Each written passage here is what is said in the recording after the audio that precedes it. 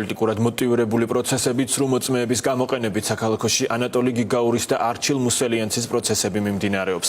იკითხებიან ოცნების პროკურატურის მოწმეები. გამოძიება ანატოლი გიგაურს პოლიციელისთვის სახეში სილის გაწვნას ედავება 26 წლის არჩილ მუსელიანცს კი კამერის სადენის დაზიანებას. დაკავებულები ბრალს არ აღიარებენ და შანტაჟსა და დაშინებაზე საუბრობენ. დღესვე საქალაქოში დაგეგმილია ანრიკო არაცხელიას პროცესიც. გიორგი კვიჟინაძე გააშუქებს ამ სასამართლო განხილვებს გვერდება საქალაქოდან პირდაპირ ეთერში. ლუკას რამდენიმე წუთის წინ დასრულდა თბილისის საქალაქო სასამართლოში ანატოლი გიგაურის საქმის განხილვა, როგორც იცით, საქმის არსებითი განხილვა უკვე დაწყებულია. დღეს პროკურატურის ორი მოწმე გამოიკითხა, ორივე მათგანი იყო შინაგან საქმეთა სამინისტროს წარმომადგენელი. ახლა გავესაუბრებით ანატოლი გიგაურის ადვოკატს პირდაპირ ეთერში. ლაშა, მოგესალმებით. რა ინფორმაცია მოგაწოდათ მოწმემ და რამდენად არის ის შემხებლობაში ამ საქმესთან? ანატოლი გიგაურის სისხლის სამართლის საქმის არსებითი განხილვის ეტაპია მოგეხსენებათ და დავკითხეთ ორი გამომძიებელი, ერთ-ერთი საქმის ძირითადი გამომძიებელი, რომელმაც აწარმოა გამოძიება და რომელმაც ამავდროულად დაკითხა ეგრეთ წოდებული დაზარალებული, რომელიც ამავდროულად მოძალადია და მეორე გამომძიებელი, რომელმაც დაკითხა თვითონ ანატოლი გიგაური.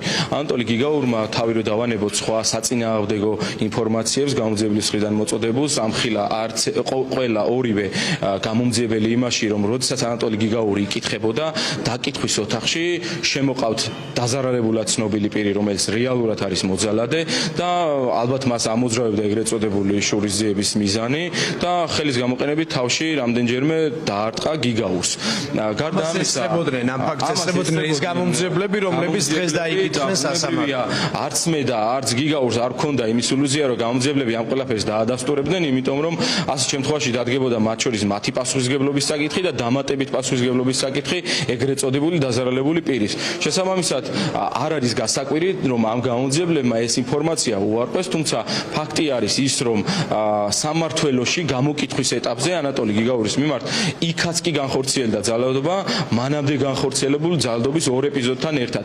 ჯამში ანატოლი გიგაურის მიმართ განხორციელებულ სამ ეპიზოდთან დაკავშირებით გამოძიებაა დაწყებული სპეციალურ საგამოძიებო სამსახურში და ხაზგასმით უნდა აღინიშნოს ყველაზე ნეიტრალური მტკიცებულება, ვიდეო მტკიცებულება ჩვენი მხრიდან წარდგენილი, სადაც ნათლად ჩანს, რომ ეგრეთ წოდებული დაზარალებული ვახტანგ გაბუნია ხელის გამოყენებით თავის არეში ურტყავს ანატოლი გიგაურს და ეს ფაქტიც კი არ არის იმის საფუძველი სპეციალურ საგამოძიებო სამსახურის აღქმით, რომ მინიმუმ პირველი ნაბიჯი გადადგან და მინიმუმ დაზარალებულად ცნონ ანატოლი გიგაური და აქედან გამომდინარე ჩვენ არც უნდა ჭირდებოდეს ზოგადად დაცვის ხარის მიმართვა, თუმცა ჩვენ პროკურორს მიმართეთ განცხადებით, რომ დაზარალებულად ცნონ ანატოლი გიგაური, თუმცა სამწუხაროდ დაახლოებით ერთი კვირა გავიდა და ამ ეტაპამდე მათი მხრიდან პასუხი არ არსებობს და მოკლედ რომ დავამთავრო, გარდა ამ გამომძიებლების საწინააღმდეგო ურთიერთგამომრიცხავი ჩვენებისა, ეს ვიდეო ჩანაწერი ერთ-ერთმა გამომძიებელმა ნახა, დაათვალიერა, სადაც ნათლად ჩანს ეგრეთ წოდებული დაზარალებულის მიერ გიგაურზე ხელის დარტყმის ფაქტი, თუმცა დათვალიერების ოლქში საერთოდ არ ასახავს იმ ფაქტს, რომ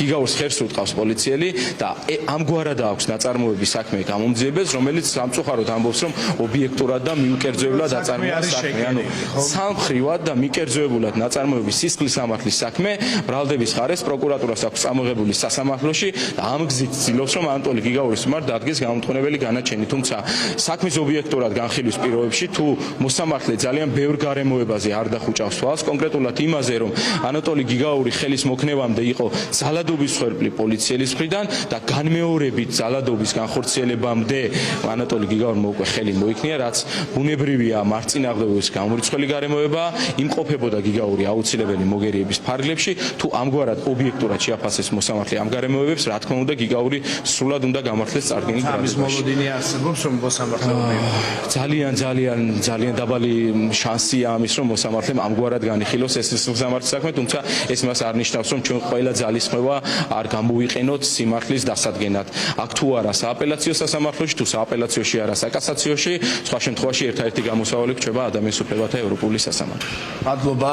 პირდაპირ ეთერში ისმენთ ანატოლი გიგაურის ინტერესების და დამცვეს ლაშა ტყეშევაძეს, უბრალოდ ცუცქირიძეს ბოდიშით, ასევე პარალელურად მიმდინარეობს კიდევ ერთი სისხლის სამართლის საქმის წარმოება ადამიანზე, რომელიც აქტიურად იღებდა მონაწილეობას საპროტესტო აქციებში. ეს არის არჩილ მუსელიანცი, რომლის სასამართლო პროცესს დღეს პროკურატურის ორი მოწმე დაიკითხება. ერთ-ერთია გამომძიებელი, რომელმაც ჩაატარა მუსელიანცის მიმართ საგამოძიებო მოქმედებები, მათ შორის დასაცმის ამოღება და სხვადასხვა კომპიუტერული ტექნიკის დათვალიერება. სასამართლო პროცესის დაწყებამდე მუსელიანცის ადვოკატმა გააკეთა ჩვენთან განცხადება, რომელმაც თქვა, რომ ამ სასამართლო პირობებში მათ არ აქვთ მოლოდინები იმისა, რომ ობიექტურად და დამოუკიდებლად შეისწავლის მოსამართლე აღნიშნულ საქმეს და ობიექტურად იქნება გადაწყვეტილება მიღებული. აქვე საინტერესოა ის, რომ მუსელიანცი დაკავების შემდგომ საუბრობდა როგორც ფიზიკურ, ასევე ფსიქოლოგიურ ძალადობაზე. მან წინა სასამართლო პროცესში ასევე ისაუბრა იმასთან დაკავშირებით, თუ როგორ გააშიშვლეს და აიძულებდნენ, რომ ბუქნები გაეკეთებინა. გარდა ამისა, დღეს ცნობილი გახდა, რომ მას პენტენციურ დაწესებულებაში ჩამოართვეს დროშა, რომელიც დაუხიეს. იქიდან გამომდინარე, რომ თავიდანვე ჰქონდა პოზიცია, რომ არ აღიარებდა ბრალდებას და თავს ცნობდა უდანაშაულოდ, შესაბამისად არც არაფერი არ შეცვლილა, დღესაც უდანაშაულოდ ცნობს თავს და ვიბრძვით იქიდან გამომდინარე, რომ დავუმტკიცოთ ჩვენი სიმართლე. თუმცა ამ პირობებში, რა პირობებშიც დღეს ვართ, სამართლებრივი პირობები მაქვს და გარემო მხედველობაში ძალიან ძნელია, რომ ასეთი წნეხის ქვეშ რეალურად სამართალს მივახციოთ. როგორც ჩვენთვისაა ცნობილი, დღეს ბრალდების მხარეს წარმოდგენილი ეყოლება მოწმეები, რომელიც თითოეული მათგანი აღნიშნულ სისხლის სამართლის საქმესთან დაკავშირებით, როგორც თავად პროკურორისგან ვიცით, არის მნიშვნელოვანი ინფორმაციის მატარებელი პირი და ვნახოთ ჯერჯერობით ყველაფერი წინა. დღეს თბილისის საქალაქო სასამართლოში ასევე ანრი კვარაცხელიას პროცესის გაიმართება, რომელსაც ედავებიან ეგრეთ წოდებული მოლოტოვის კოქტეილის სროლას, თუმცა როგორც მისი ადვოკატები აცხადებენ, საქმეში არ არსებობს არც ერთი მყარი მტკიცებულება, რომელიც პროკურატურის მიერ წარდგენილ ბრალდებას გაამყარებს და დაადასტურებს. საინტერესოა ის, რომ არჩილ მუსელიანცის და ანატოლი გიგაურის საქმეებთან დაკავშირებით, როდესაც ისინი გახდნენ ძალოვანი უწყების თანამშრომლების მხრიდან ძალადობის მსხვერპლი, როგორც ფიზიკური, ასევე ფსიქოლოგიური, ორივე ფაქტთან დაკავშირებით სპეციალურ საგამოძიებო სამსახურს დაწყებული აქვს გამოძიება. გამოძიება დაწყებული აქვს კარლო კაციტაძის უწყებას, ასევე რეჟიმის სხვა პატიმრების წინააღმდეგ ჩადენილ დანაშაულებთან დაკავშირებით, თუმცა არც ერთ ფაქტთან დაკავშირებით სანქცირებულ კარლო კაციტაძეს არ მიუცია პასუხისგებაში ის პირი, ის პოლიციელი, რომელიც პასუხისგებელია სწორედ აქტივისტებზე და მოქალაქეებზე ძალადობასა თუ დაშინებაში.